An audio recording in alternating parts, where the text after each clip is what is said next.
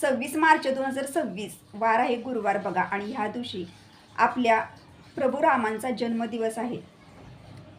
प्रभू राम हे साक्षात भगवान विष्णूंचे अवतार आहेत बघा. आपण प्रभू रामांचा जन्मदिवस हा खूप मोठ्या उत्साहानं आणि जल्लोषानं साजरा करत असतो. दरवर्षीप्रमाणे ह्या वर्षी सुद्धा 26 मार्च दिवशी रामनवमी आलेली आहे बघा.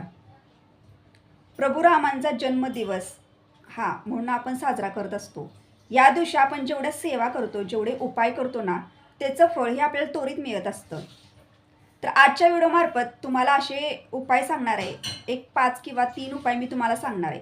ते उपाय अगदी प्रभावी उपाय आहे. ह्यातला तुम्हाला एक जरी उपाय करणं शक्य असेल ना, तर नक्की करा. कारण विशेष दिवशी केलेले उपाय असतात, त्याचं फळ हे आपल्याला मिळत असतं बघा. आजच्या व्हिडिओमार्फत तुम्हाला मी 9 दिव्यांचा उपाय सांगणार आहे. हा 9 दिव्यांचा उपाय सुद्धा आपल्या घरामध्ये आपल्याला करायचा आहे. हा उपाय तुम्हाला कोणालाही चुकवायचा नाही. कारण आपल्या आयुष्यामध्ये अडचणी, संकटे खूप असतात बघा. आपल्या आयुष्यात कधी कधी पूर्ण अंधार असतो. आपल्या आयुष्यातील अंधकार दूर होण्यासाठी आपल्याला ह्या दिव्यांचा उपाय घरामध्ये करायचा आहे. तर हा उपाय कसा करायचा, त्याच्यासोबतचा अजून कोणते 1-2 उपाय घरामध्ये करायचे आहेत की त्याचं फळसुद्धा आपल्याला मिळेल, या संपूर्ण विषय माहिती तुम्हाला आजच्या व्हिडिओमध्ये मिळेल. तर तुम्ही हा व्हिडिओ कुठेही स्किप न करता व्हिडिओ शेवटपर्यंत बघा. तुम्ही जर माझ्या चॅनलवर नवीन असाल तर चॅनलला लाईक करा, शेअर करा आणि नक्की सबस्क्राईब करा. चला आता व्हिडिओला सुरुवात करूया. सर्व स्वामी सेवेकरांना श्री स्वामी समर्थ. तर तुमचं प्रिय LIC चॅनलमध्ये अगदी मनापासून स्वागत आहे. प्रभू राम हे साक्षात भगवान विष्णूंचे अवतार आहेत बघा. यासाठी तुम्हाला सांगते की तुमच्या घरामध्ये जरी प्रभू रामांचा फोटो नसेल किंवा मूर्ती नसेल आणि साक्षात भगवान विष्णूंचा जरी फोटो असेल, मूर्ती असेल, तरी तुम्ही त्यांची सेवा उपासना घरामध्ये केली तरी सुद्धा चालेल. भगवान विष्णू हे साक्षात प्रभू रामांचे अवतार आहेत बघा. म्हटल्यानंतर ह्या दिवशी तुम्ही जेवढी प्रभू रामांची सेवा उपासना करणार, तेवढीच आपल्याला भगवान विष्णूंची सुद्धा सेवा उपासना घरामध्ये करायची आहे. आपल्याला कधी करायचे आहेत, कधीपासून उपायाला सुरुवात करायची ह्याविषयी सांगते. रामनवमी दिवशी 26 तारीख आहे बघा, 26 मार्च. आणि विशेषतः महत्त्वाचा दिवस म्हणजे आपल्या स्वामींचा गुरुवार आहे. ह्या वर्षी सर्व गोष्टी ज्या असतील त्या चांगल्या घडत आहेत बघा. तुम्हाला सर्वांना माहिती आहे की गुढीपाडवासुद्धा, नवीन वर्षाची सुरुवातसुद्धा ही गुरुवारी झाली. 1 जानेवारीची सुरुवातसुद्धा गुरुवारी झाली, गुढीपाडव्याची सुरुवातसुद्धा गुरुवारी झाली आणि रामनवमीसारखा इतका महत्त्वाचा दिवससुद्धा गुरुवारीच आहे बघा. यासाठी उपाय चुकवू नका, प्रत्येकानं उपाय करा. उपाय खूप छोटे आहेत बघा, तुम्हाला सर्वांना सहज करता येण्यासारखे उपाय आहेत, पण उपाय घरामध्ये नक्की करा. रामनवमी आहे आणि प्रभू रामांचा जन्मदिवस आहे या दिवशी. तर आता उपाय कधी, सायंकाळच्या वेळेला आपल्याला उपाय घरामध्ये करायचा आहे. तर पहिल्यांदा तुम्हाला सांगते की जेव्हा आपण प्रभू रामांची सेवा आपल्या घरामध्ये करणार, रामरक्षाचं पठण हे आपल्या घरामध्ये त्या दिवशी आपल्याला करायचंच आहे. तुम्हाला दिवसभरामध्ये जेव्हा वेळ मिळेल तेव्हा तुम्ही रामरक्षाचं पठण घरामध्ये नक्की करा. रामरक्षा हे नित्यसेवेच्या पुस्तकात आहे बघा. आता प्रभू रामांची आपण सेवा त्या दिवशी करणार, त्याचप्रमाणे आपल्याला हनुमानांची सुद्धा सेवा त्या दिवशी करायची आहे बघा. भगवान हनुमान हे प्रभू रामचंद्रांच्या खूप जवळचे भक्त होते. यासाठी आपल्याला जर प्रभू रामांचा आशीर्वाद मिळवायचा असेल तर आपल्याला भगवान हनुमानांची सुद्धा सेवा उपासना घरामध्ये करायची आहे. आपण रामरक्षाचं पठण घरामध्ये करणार, त्यासोबतच भगवान हनुमानांचे मारुती स्तोत्र, हनुमान चालिसा ही आपल्याला घरामध्ये नक्की पठण करायचे आहे. जेव्हा आपण भगवान हनुमानांची सुद्धा सेवा उपासना या दिवशी करणार, तेवढा आपल्याला प्रभू रामांचा आशीर्वाद, कृपाशीर्वाद मिळणार आहे बघा. तर तुम्हाला ह्या सेवासुद्धा नक्की करायच्या आहेत. सेवा खरंच चुकवू नका, खूप महत्त्वाच्या सेवा आहेत. मी सगळ्यांना सांगते की ह्या ज्या व्हिडिओमार्फत मी तुम्हाला जे उपाय सांगणार आहे, ज्या पण छोट्या मोठ्या सेवा सांगणार आहे, त्या नक्की घरामध्ये करा. तर आता त्या दिवशी आपल्याला उपाय कोणता करायचा ह्याविषयी तुम्हाला सांगते. तर बघा, काही वेळेला आपल्या घरामध्ये आपल्याला खूप नकारात्मकता जाणवू लागते. घरामध्ये आपल्याला खूप असा चिडचिडपणा जाणवतो. आपल्या घरामध्ये नकारात्मकता ही असते, पण ते आपल्याला ओळखता येत नाही बघा. तर ती कशामार्फत आपल्याला जाणवू लागते, तर घरामध्ये आपल्या व्यक्तिगत वाद निर्माण होतात. घरामध्ये आपल्याला अशांतता वाटते. घरामध्ये थोडंही आपल्याला थांबू वाटत नाही. घरामध्ये जरा जरी आपण आलो तर घरामध्ये खूप अस्वस्थपणा जाणवू लागतो आणि आपल्याला घरातून सारखं बाहेर जावं वाटतं. तर त्या घरामध्ये खूप म्हणजे खूप जास्त प्रमाणात नकारात्मकता असते. तर अशा वेळेला आपण काय करायचं, तर रामनवमी दिवशी अगदी महत्त्वाचा उपाय आहे बघा. वर्षातून एकदाच हा उपाय रामनवमी दिवशीच करायचा असतो. यासाठी सांगते की तुम्हाला त्या दिवशी संध्याकाळी हा उपाय घरामध्ये नक्की करा. उपाय काय करायचा आहे बघा, घरातली नकारात्मकता बाहेर घालवण्यासाठी आपल्याला हा उपाय घरामध्ये करायचा आहे. तर उपाय कोणता करायचा आहे, तर उपाय आपल्याला करण्यासाठी तुम्हाला एका ग्लासमध्ये पाणी घ्यायचं आहे. ग्लासमध्ये पाणी घेतल्यानंतर प्रभू रामांचा अतिशय महत्त्वाचा मंत्र आहे. म्हणजे पाणी घेतलेलं असतं बघा, तो ग्लास हातामध्ये घ्यायचा आपल्या आणि त्याच्यावरती आपल्याला 108 वेळा मंत्र म्हणायचा आहे. तर तो मंत्र तुम्हाला सांगते. ओम श्री हरी रामचंद्राय श्री नम. ओम श्री हरी रामचंद्राय श्री नम. या मंत्राचं 108 वेळा नामस्मरण करायचं आहे.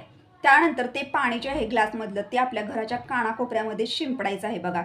पूर्ण बेडरूममध्ये शिंपडा, किचनमध्ये शिंपडा, तुमच्या घरामध्ये जेवढ्या रूम आहेत त्या सर्व रूमच्या कानाकोपऱ्यामध्ये ते पाणी शिंपडा. कारण खूप प्रभावी उपाय बघा. ह्या दिवशी खूप म्हणजे खूप जास्त प्रमाणात आपल्या घरामध्ये जेवढी बी नकारात्मकता असेल, जी पण नकारात्मकता असेल ती बाहेर नक्की निघून जाईल. कारण आपल्या घरामधील नकारात्मकता जर दूर निघून गेली तर आपल्या घरामध्ये एक प्रकारे सकारात्मकता निर्माण होते. घरामधील व्यक्तिगत प्रेम निर्माण होतं, घरामध्ये शांत वातावरण निर्माण होतं आणि घरामध्ये सुद्धा आपल्याला थांबू वाटतं बघा.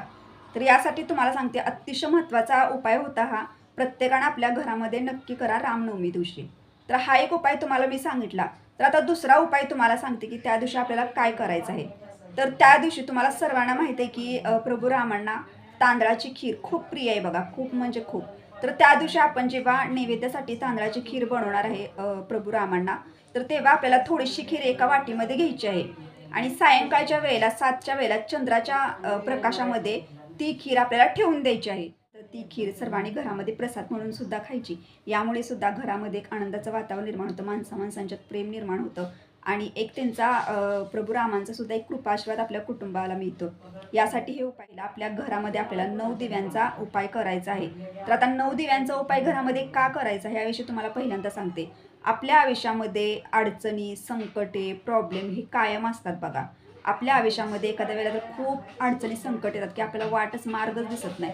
असं वाटतं की आपलं जग पूर्ण शून्य झालेलं आहे आणि आपल्या आयुष्यामध्ये पूर्ण प्रकारे आपला अंधकार जाणवू लागतो. कुठूनच आपल्याला प्रकाश दिसतच नाही. असं वाटतं की सगळं आता संपलेलं आहे. अशा वेळेला बघा, आपल्या आयुष्यातून जो पण अंधकार असेल तो दूर व्हावा आणि आपल्या आयुष्यामध्ये प्रकाश निर्माण व्हावा, यासाठी या दिवशी आपल्या आयुष्यातील अडचणी, संकटे, प्रॉब्लेम दूर होण्यासाठी आपल्या घरामध्ये 9 दिव्यांचा उपाय सायंकाळच्या वेळेला करायचा आहे. तर आपल्या घरामध्ये ज्या मातीच्या पंत्या असतात बघा, त्या मातीच्या पंत्या आपल्याला 9 संख्येमध्ये घ्यायच्या आहेत.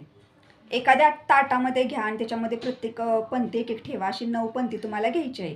त्या प्रत्येक पंथीमध्ये तुम्हाला 2 वातींची एक वात बनवून ठेवायची आहे कापसाची. प्रत्येक पंथीमध्ये ठेवा आणि ते सर्व घ्या. म्हणजे त्या 9 पंथ्या सर्व घ्या आणि आपण जिथं पूजा केली असती प्रभू रामांची, आपल्या देवघराची तर जिथं पूजन केलं असतं तिथं घेऊन ह्या सर्व पंथ्या जायच्या. तिथं पंथ्या घेऊन पंथ्या एखाद्या प्लेटमध्ये, म्हणजे मोठी प्लेट घ्या आणि त्याच्यामध्ये सगळ्या पंथ्या ठेवून द्या, 9 पंथ्या. आणि त्या देवघराची तर ठेवा. तिथे आपल्याला त्यांची पूजा करून घ्यायची आहे. हळदी-कुंकू लावायचं आहे प्रत्येक पंथीला. थोड्याशा अक्षदा व्हायच्या आहेत. नमस्कार करायचा आहे. तुमच्याकडे जर फूल असेल तर फूलसुद्धा एखादं अर्पण करा. त्यानंतर दिव्यामध्ये तेल टाकायचं. तेल तुम्ही घरातलं घेऊ शकता.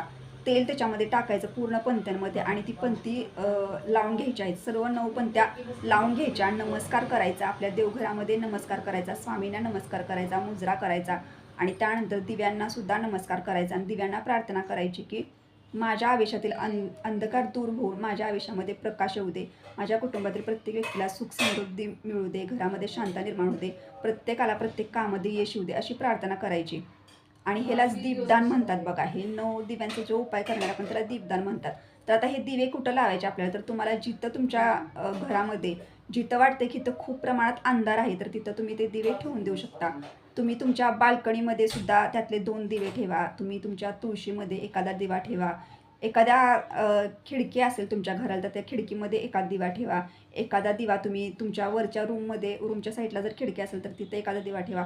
असं आपल्या घरामध्ये जिथं जिथं आपल्याला अंधार वाटतात बघा, त्या त्या ठिकाणी प्रत्येक दिवा ठेवून द्यायचा. म्हणजे हे 9 दिवे घरामध्ये प्रत्येक ठिकाणी ठेवून द्यायचे. प्रत्येक रूममध्ये जिथं अंधार आहे तिथं ठेवून द्यायचे.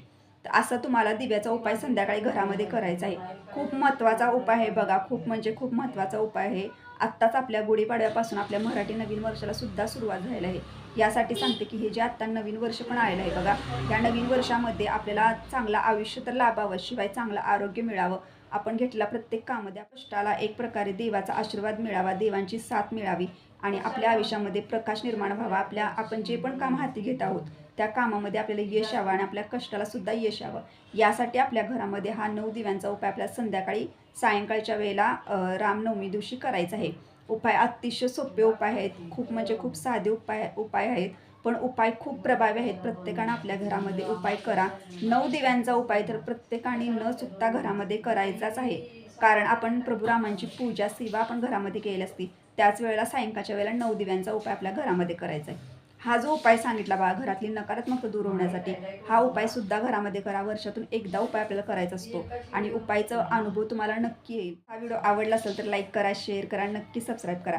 भेटूया आता नेक्स्ट व्हिडिओमध्ये. तोपर्यंत सर्व स्वामी सेवेकरांना श्री स्वामी समर्थ.